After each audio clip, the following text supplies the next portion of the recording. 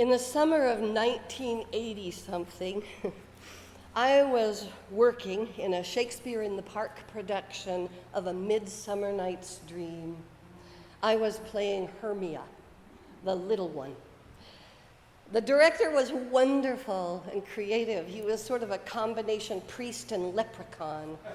I will never forget him. Every rehearsal was a complete joy. He would turn things this way, and then he would turn them that. One day he came to rehearsal particularly gleeful. I know some of you have heard me tell this story, and I thank you for bearing with it one more time. On this particular day, he said to us, "Oh, you have a wonderful show here. It's all here.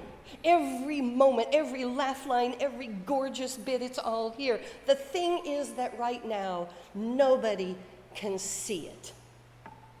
It's all running together. It's all piled on top of each other.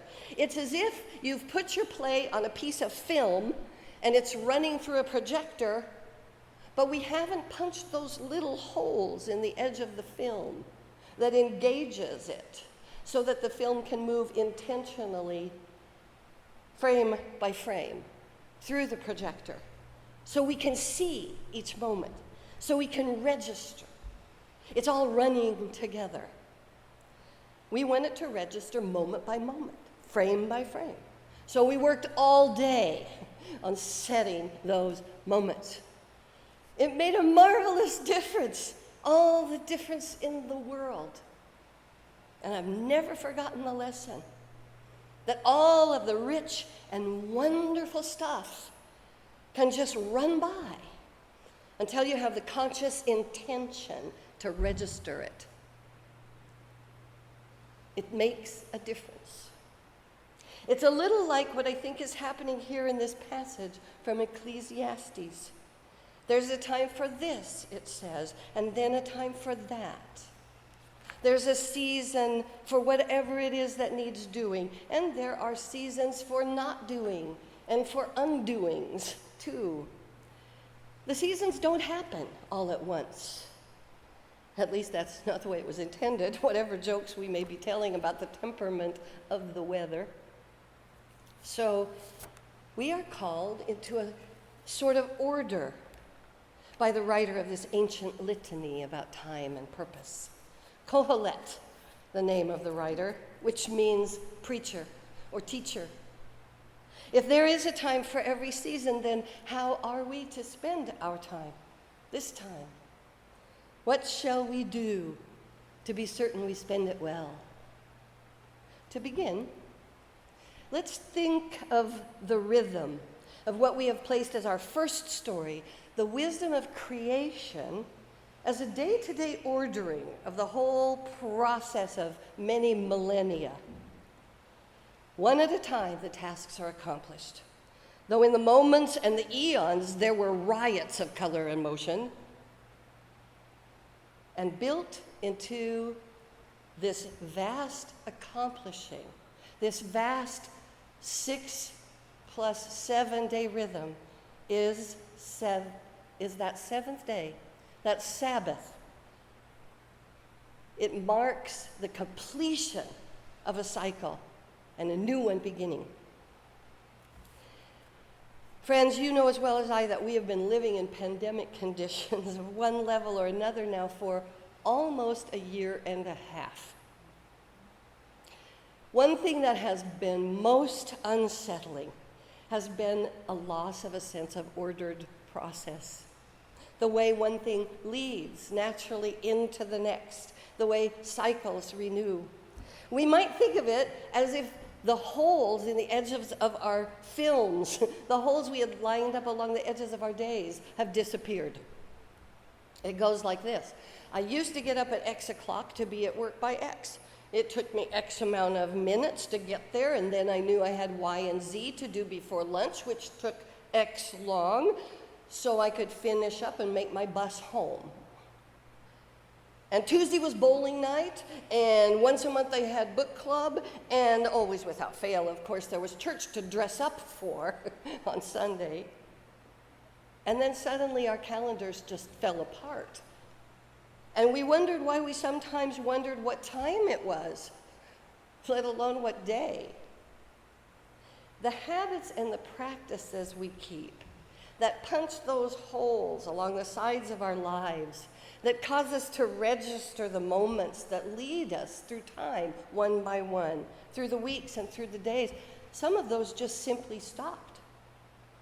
So we scrambled to find new expressions. We began to adapt. Simple rituals, like a carefully made cup of coffee at the same time each morning, became important touches for some of us. One friend told me of a man who never stopped riding his bike the 20 minutes to and from work, even though he worked from home once COVID started. His commute was a 20-minute bike ride that brought him right back home in the morning and then again at night. He kept that hole punched in his day. We began repunching the holes that register our forward movement. Habits, disciplines, practices, they help us to order and to register. There's a time for this and a time for that. All the pieces of life, all the experience, there's time and space for. And it's not all meant to be simultaneous. That's the gift of Ecclesiastes. It's not all needing to be stacked on top of each other all the time in relentless cacophony. It's not good for us, nor is it asked of us to be and to do everything all the time.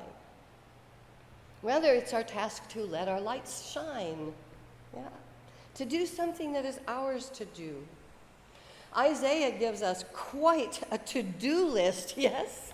And all the items, every one of the items on that list are still needed in this world today. And each one of us is capable of choosing something on it that needs to be done. And not a one of us needs to accomplish the entire list alone. So please, my friends, be gentle with your hearts. There is a time for what is needed here and a time for what is needed there. So how do we choose what is next? I was recently reminded of a practice that was suggested to me while I was doing a chaplaincy internship at the VA hospital. I had been helping other interns gather their assignments. I had been reminding them of our meeting times, etc. They were appreciative. It was not much extra work for me. I was doing all the same things myself. But the supervisor called me in one day and stopped me short and said, "I need to see people do this work on their own." It did not occur to me that I was out of line when she said, "This is not your work to do." Ask yourself, the chaplain supervisor said to me, what is mine to do and not mine to do? What is mine to say and not mine to say? What is mine to care about and not mine to care about? Which made me so crazy because many of us care about so many things. But this is an essential process, choosing what is yours, and never more so than now, when we are so fatigued. Choosing a commitment does not mean that the rest is not worth doing, or not worth saying, or not worth caring about, not at all. It is just that we are sharing an experience that is hugely disorienting, and each of us has our own singular capacity. And it is totally okay and healthy and even a whole like Ecclesiastes to choose one thing that is yours to do or to say or to care about with the most of your energy. And then choose that thing and tend it well and stay with it. Because you will run out of ability to do much good at all if you're doing everything always otherwise. And it might feel a lot like losing all of the holes in the edges of your life.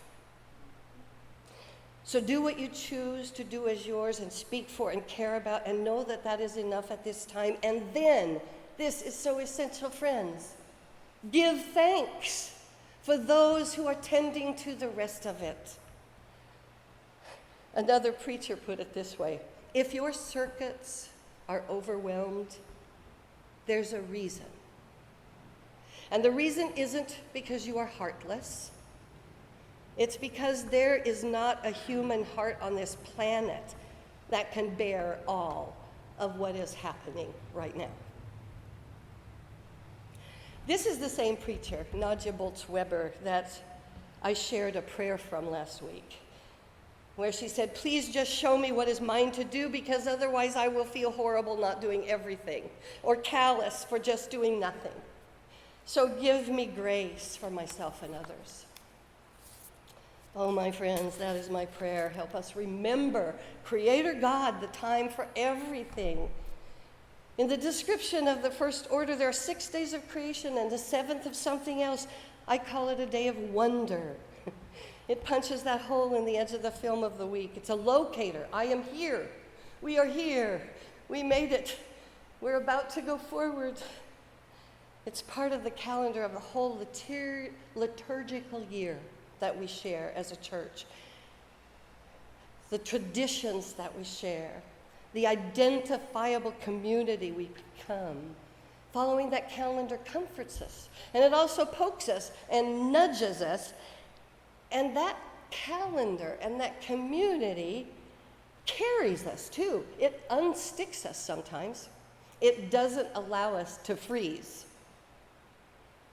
It also gives us an opportunity to shape, because every time we go around the calendar, we can compare what it's like for us now to the way it was last time. We grow, we spiral. Every season has its time. The cycles continue. So let us not let our lives run by in such abundance, like sands through the hourglass. Now go the days of our lives. Remember that. Instead, let's choose the markers. How will we locate how will we locate ourselves, know ourselves? How will we savor life, whole by whole by whole? I'm closing with these words from Ecclesiastes. They come right after the passage we considered together.